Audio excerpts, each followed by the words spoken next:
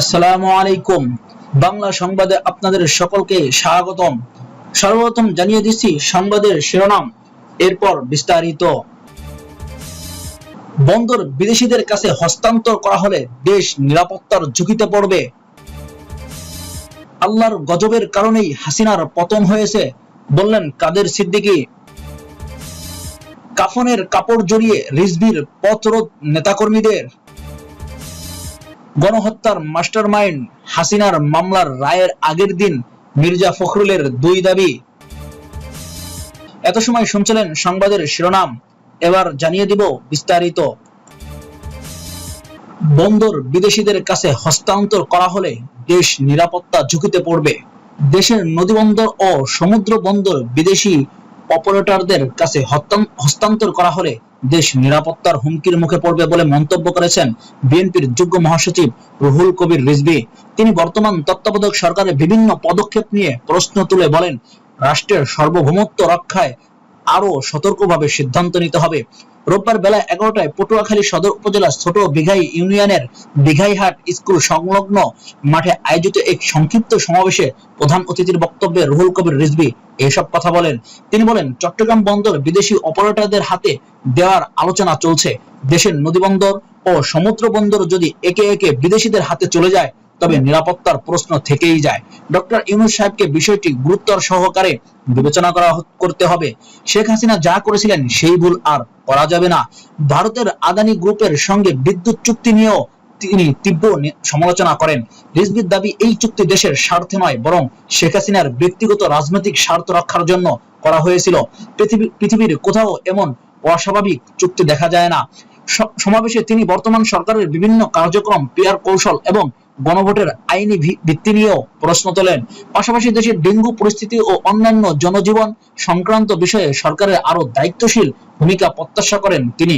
এ সময় রিজভী জানান, পটুয়াখালী বড় বিঘাই ইউনিয়নের বৃদ্ধ গণি মিয়ার পরিবার 7 দিন ধরে না খেয়ে আছেন। এমন সংবাদে বিএনপির ভারপ্রাপ্ত চেয়ারম্যান তারেক রহমানের নজরে এলে বিএনপির পরিবার পক্ষ থেকে পরিবারটিকে সহযোগিতা করা হয়েছে। সমাবেশে আরো উপস্থিত ছিলেন আমরা বিএনপির পরিবার আহ্বায়ক আতিকুর রহমান রুমান, সদস্য সচিব মোকসেদুল মোমেন মিঠু, সিনিয়র সদস্য মাসুদ রানা লিটন। আল্লাহর গজবের কারণেই হাসিনার পতন হয়েছে বললেন কাদের সিদ্দিকী। কৃষক শ্রমিক জনতা লীগের সভাপতি বঙ্গবীর কাদের সিদ্দিকী বলেছেন, বিএনপি জামাত বা নতুন কোন শক্তির কারণে শেখ হাসিনার পতন হয়নি, বরং এটি ছিল আল্লাহর গজব যা তার অসন্তুষ্টির ফলে এসেছে।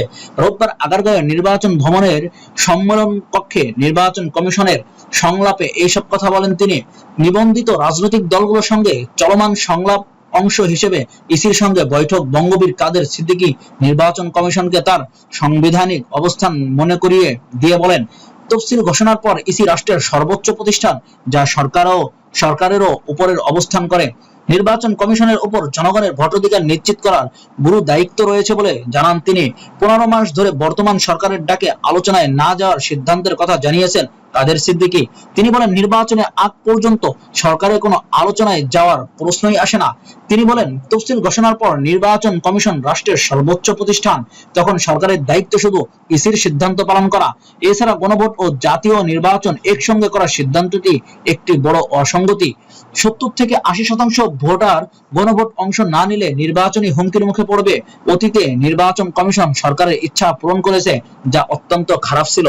বর্তমান ইসির কাছে সুযোগ এসেছে। কাদের সিদ্দিকী বলেন, শেখ হাসিনার পতন বিএনপি জামাত বা নতুন কোন শক্তির কারণে হয়নি, বরং এটি ছিল আল্লাহর গজব যা তার অসন্তুষ্টির ফলে এসেছে।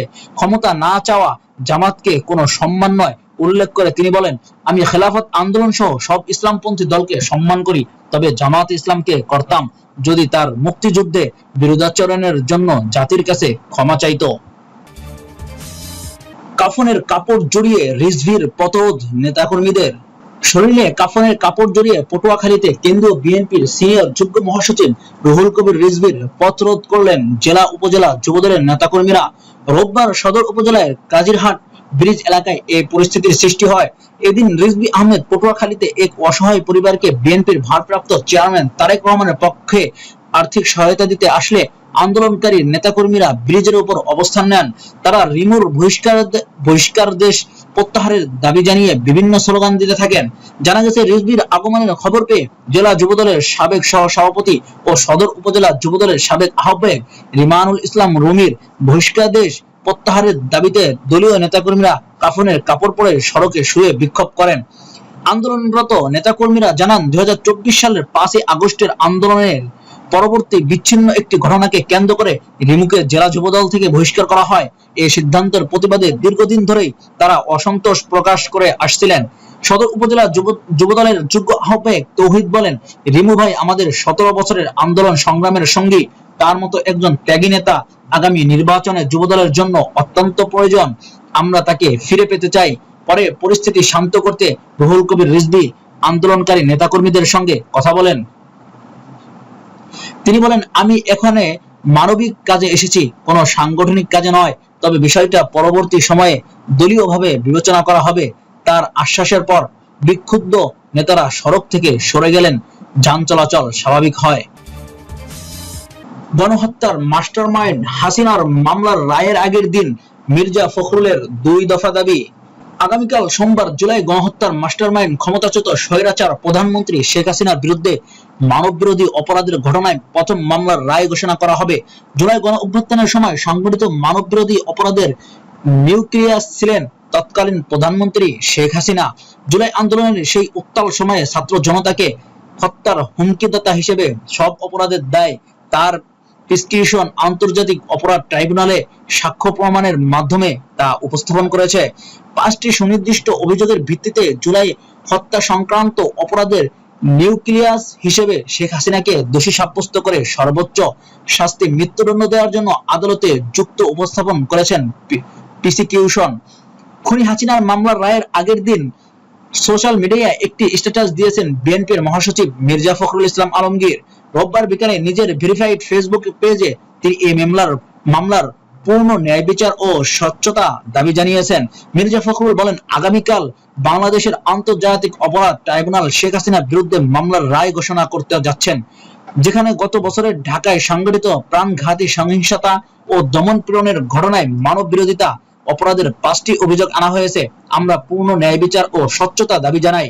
উল্লেখ্য, 1400 আন্দোলনকারীকে হত্যায় উস্কানি, প্ররোচনা ও নির্দেশদাতা, সুপিরিয়র কমান্ড রেসপন্সিবিলিটি এবং জয়েন্ট ক্রিমিনাল এন্টারপ্রাইজ এসব অভিযোগ প্রমাণে প্রসিকিউশন 81 জন সাক্ষীর মধ্যে গুরুত্বপূর্ণ 54 জন সাক্ষীর সাক্ষ্য, 8747 পৃষ্ঠার অভিযোগ, আলামত হিসেবে 69টি অডিও ক্লিপ, 3টি মোবাইল নাম্বারের সিডিআর এবং 17টি ভিডিও ট্রাইব্যুনালে প্রদর্শন করা হয়। মামলার বিচার কার্যক্রম সম্পন্ন হয় 105 দিনে। যুক্তিকর্মের সমাপনী দিনে ট্রাইব্যুনালের কাছে সাবেক প্রধানমন্ত্রী শেখ হাসিনা ও সাবেক স্বরাষ্ট্রমন্ত্রী আসাদুজ্জামান খান কামালের সর্বোচ্চ শাস্তি মৃত্যুদণ্ড দাবি করেছেন প্রসিকিউশন।